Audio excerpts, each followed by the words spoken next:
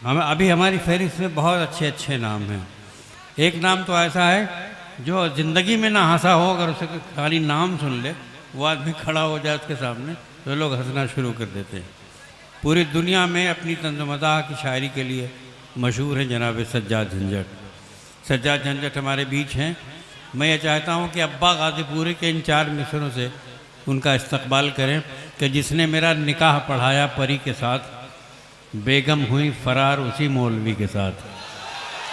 जिसने मेरा निकाह पढ़ाया परी के साथ, बेगम हुई फरार उसी मौलवी के साथ। मैंने भी दांव मारा, हुए मौलवी भी चित। वो मेरी भी के साथ है, मैं उनकी भी के साथ। जनाब सज्जाद झंझट, इस्तकबाल करें 2000 तालियों में। बहुत अच्छा शायर है। इंशाल्लाह एक बार सुनेंगे तो हर बार बुलाएंगे आप इन्हें। जनाब सज्जाद झंझट। अस्सलाम वालेकुम।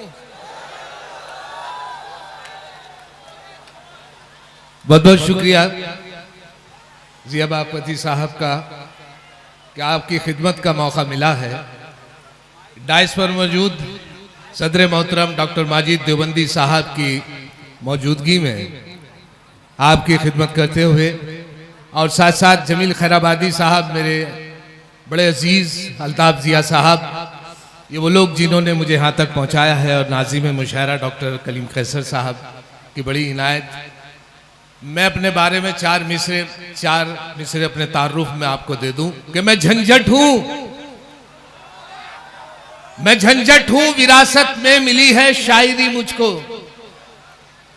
मैं झंझट हूं, विरासत में मिली है शायरी मुझको। मेरे अब्बा के दादा जान के दादा भी शायर थे। मैं झंझट हूं, विरासत में मिली है शायरी मुझको। मेरे अब्बा के दादा जान के दादा भी शायर थे। और जिस फन को चुराकर दोस्तों अशार कहता हूं, सुना है ये कि उस फन में मेरे दादा भी माहिर थे। निजामत का डॉक्टर साहब नाज़िम मुशायर निजामत कर रहे हैं।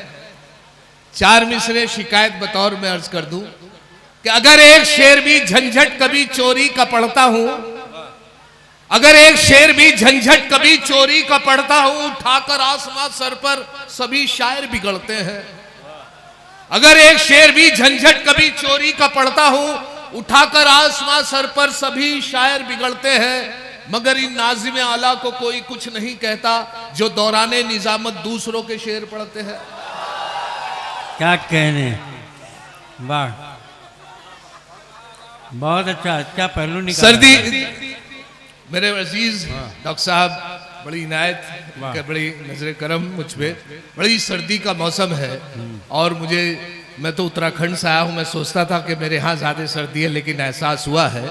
और इतनी दाद और इधर इतनी खामोशी, पता नहीं चल पा रहा है कि मुशायरा ये शेर तो उठा रहे हैं, ये शेर पी रहे हैं।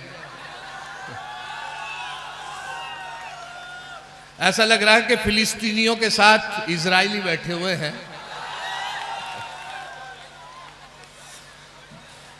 सर्दी का मौसम है तो 4 मिसरे मुलाजा फरमा के ठिठरते हुए जब मियाँ घर में आए, ठिठरते हुए जब मियाँ घर में आए, बोली ये बेगम कहाँ देर कर दी।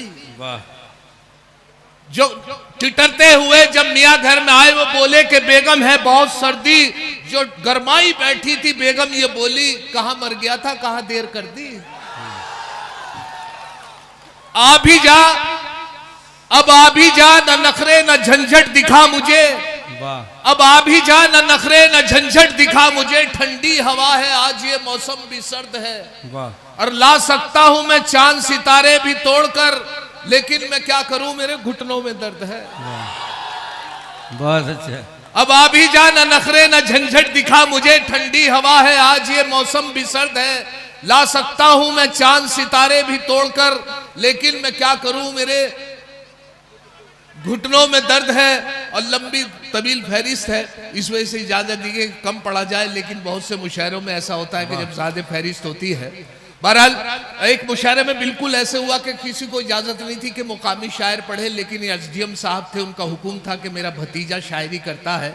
और वो शायर नहीं था, लेकिन किसी की गजल पढ़ता था, कहला मेरा भतीजा जरूर पढ़ेगा। पाबंदी थी, लेकिन एसडीएम साहब का हुक्म था उनके भतीजे ने एक रात पूरे दिन एक गजल किसी की गजल लेके पूरे दिन याद की, कुछ याद हो गई और कुछ उसने सोचा जहां भूलूंगा वो पर्चे का सहारा ले लूंगा। उसने इस यकीन के साथ अपनी पैंट की जेब में रख लिया। इत्तेफाक ये हुआ जब वो कपड़े चेंज करके आया, बदल के आया, तो खूंटी पे पैंट रह गई, उसी में पर्चा रह गया।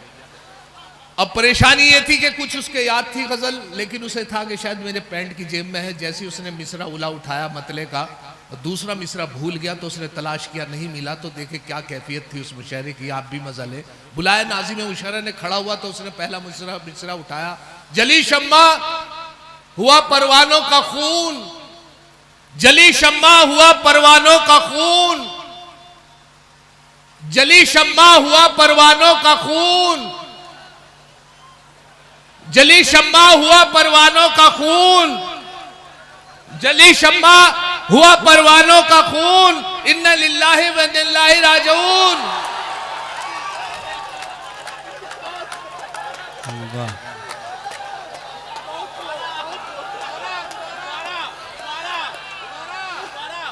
और देखें साहब, मैं सुनाता रहूंगा कि अभी मैं हाजिर हुआ हूं, मेरे साथ कहीं ना कहीं कोई ना कोई झंझट हो जाता है, और जहां भी जाता हूं कोई ना कोई झंझट हो जाता है। जब मैं हाजिर हुआ तो लखनऊ जैसे उतरा तो बहुत खूबसूरत गाड़ी मेरे सामने से गुजरी, बहुत खूबसूरत अच्छी गाड़ी, नया मॉडल और बड़ा नई। तो जब गाड़ी गुजरी तो उसके पीछे एक स्लोगन लिखा हुआ था। गाड़ी सामने से गुजरी, पीछे एक स्लोगन के सावन को आने दो। अब अच्छा लगा कोई ना कोई स्लोगन गाड़ी के पीछे, मैं पढ़ ही रहा था कि गाड़ी के पीछे लिखा हुआ सावन को आने दो, खूबसूरत गाड़ी है। तो पीछे से एक ट्रक आया, जब भी मेरे देखते देखते एक जोरदार टक्कर उस गाड़ी पे मारी, गाड़ी दूर जा पड़ी। और मैंने जैसे ट्रक के पीछे देखा तो उसमें लिखा था, आया सावन झूम के। हम जहां जाए वहां लफड़ा ना हो, हम जहां जाए वहां लफड़ा ना हो, दोस्तों झंझट है हम भी नाम के। क्या करें ये नाम ऐसा मिल गया, वरना हम भी आदमी थे काम के।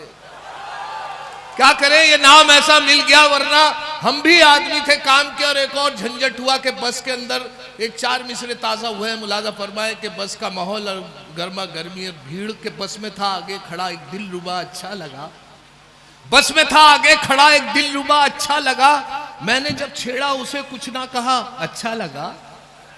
बस में था आगे खड़ा एक दिलरुबा अच्छा लगा, मैंने जब छेड़ा उसे कुछ ना कहा अच्छा लगा।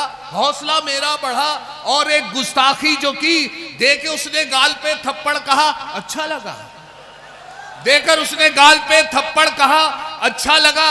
और ये भी 4 मिसरे सुन ले के एक दिन कर बैठा जुर्मे इश्क में, एक दिन कर बैठा जुर्मे इश्क में, अपनी थाने में हजामत हो गई। इत्तफाकन जज भी था आशिक मिजाज, इसलिए मेरी जमानत हो गई। और एक साहब मेरे बहुत अच्छे दोस्त हैं, मौलवी साहब हैं, तो मौलवी साहब से मैंने ये पूछा, मैंने कहा मौलवी साहब एक मसला बता दीजिए। कहने जी पूछिए। मैंने कहा अगर आदमी वजू से हो और किसी गैर महरम के बाजार में हाथ लग जाए तो क्या वजू टूट जाएगी?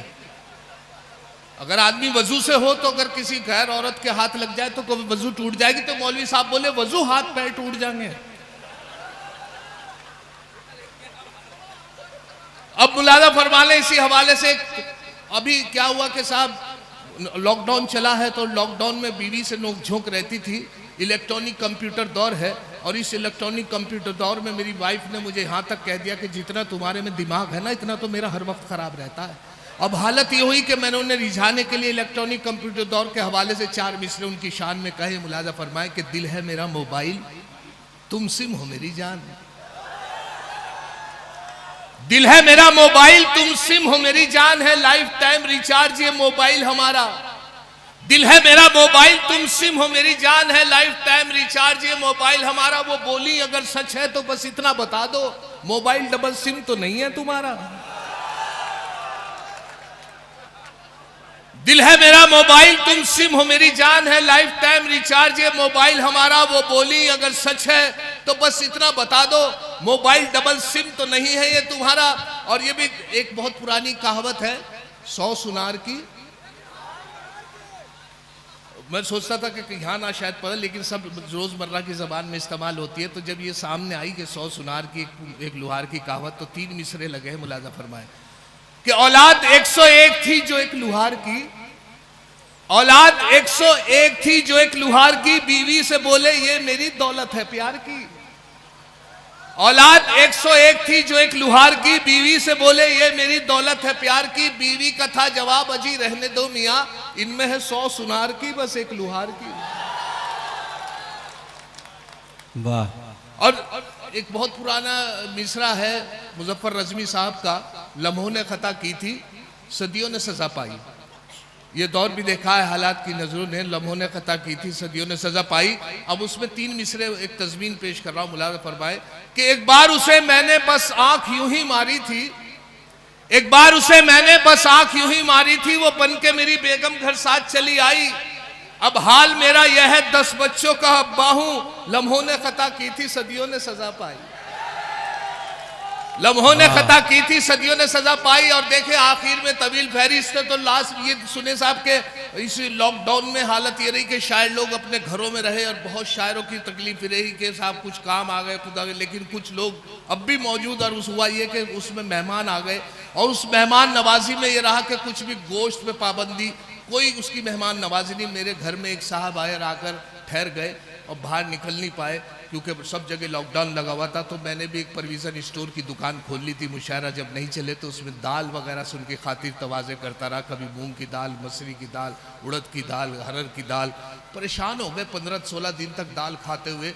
उन्होंने जब एहसास दिलाया, मुलाज़ा फरमाए कि किस तरह एहसास दिलाया कि वो ईद उसकी चांद की तारीख की बात चल रही थी कि आज चांद की क्या तारीख है। कोई 9 बता रहा था, कोई 10 बता रहा था, चचा 10 बता रहे थे, बड़े भाई 9 बता रहे थे, मैं 11। जब मेहमान से पूछा कि हजरत आप बताएं चांद की क्या तारीख है, तो मेहमान बोले चांद का तो पता नहीं, हाँ दाल की 14 है। अब मुलाज़ा फरमाए कि जब उन्होंने ये एहसास दिलाया कि दाल खाते हुए 14 दिन हो गए तो मैंने वाइफ से कहा तो अंडा करी उनके सामने रखी बना के, बहुत हमने यार अंडे भी तो है खातिर तवाज़े के लिए, अंडा करी उनके सामने रखी बहुत खूब अच्छे ढंग से। लेकिन मेरी किस्मत या बदनसीबी के उनको अंडा करी देख के या तो एलर्जी होती थी, एसिडिटी बनती थी कि उन्होंने अंडा करी को देख के ऐसे शक्ल बनाई कि मुझे बड़ा एहसास हुआ। अब यहाँ से 4 मिसरे हुए थे, मुलाज़ा फरमाए कि अंडा करी को देखकर मेहमान ने ये कहा, अंडा करी को देखकर मेहमान ने यह कहा माँ बाप से भी इनकी करा देते मुलाकात। अंडा करी को देखकर मेहमान ने यह कहा माँ बाप से भी इनकी करा देते मुलाकात। झंझट ये बोले इनके तो माँ बाप नहीं है, फिलहाल इन यतीम के ही सर पे रख दो हाथ। वाह, बहुत अच्छे जनाब सज्जाद झंझट। एक कथा और सुना दो बस। जी मैं जल्दी से वो फरमाइश पूरी कर देता हूँ। हाँ। देखिए साहब मुझे फरमाइश आई है, भाई ने की है और आप लोगों की खिदमत के लिए हाजिर हुआ तो ये फरमाइश पूरी कर देता हूँ। वो ये कि साहब हकले से मुताल्लिक एक आपको सुना रहा हूँ। वो ये कि अच्छा पहले ये बात छोटी सी सुन लीजिए कि हकला जो होता है बड़ा सीधे किस्म का आदमी होता है, हर जगह मिल आप लोगों के बीच भी होगा। हकला जो होता है साहब बिल्कुल सही बात ये कि वो सीधा आदमी होता है। वजह उसकी होती है कि वो अपनी बात पूरी नहीं कह पाता और जब अटक जाता है तो दूसरा आदमी उसकी बात पूरी करता है कि शायद ये बिल्कुल मेरे साथ ऐसे हुआ। जो मुझे आइडिया मिला, मेरे एक दोस्त है वसीम भाई मेरे साथ रहते हैं, वो हकला के बोलते हैं, उनसे मुझे आइडिया मिला हकला कैसे बोलता है। सीधे इतने हैं कि चौराहे पे उनका झगड़ा हो गया। मैंने देखा भीड़ है तो भीड़ देख के मैं पहुंचा तो देखा वसीम भाई बिल्कुल खामोश खड़े हुए हैं और जिनसे झगड़ा हुआ वो बदस्तूर गाली दिए चले जा रहा है। वो आदमी बदस्तूर गाली दिए चले जा रहा है। मैं दोस्त होने के नाते उनकी हौसला अफजाई के लिए मेरा फर्ज बनता था। मैंने कहा वसीम भाई आप भी गाली दो। वसीम भाई ने गाली दो यार, मैं खड़ा हूं घबरा।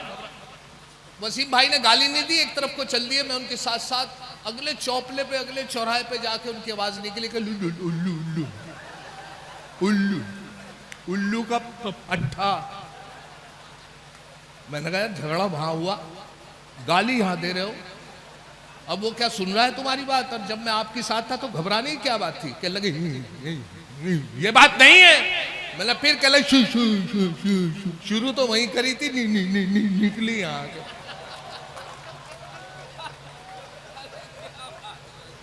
तो ये मजबूरी होती है हकले की। तो मैंने देखा कि इश्क, वो किसी से इश्क करते थे और इश्क इतना दिल खोल के करते थे कि साहब उनसे बड़ा मोहब्बत करते थे किसी लड़की से। उधर मालूम नहीं बिल्कुल एक तरफा इश्क था, उधर से कोई रिस्पॉन्स नहीं था ना। उस लड़की को पता था कि वो इश्क करता है वसीम।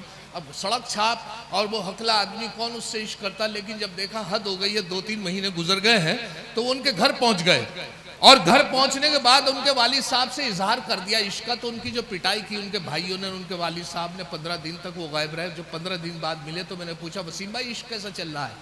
तो बताने लगे कि इजहार आरजू पे मैं पीटा गया अलग है बे। इजहार आरजू पे मैं पीटा गया अलग, और बालों का मेरे सर से सफाया हुआ अलग।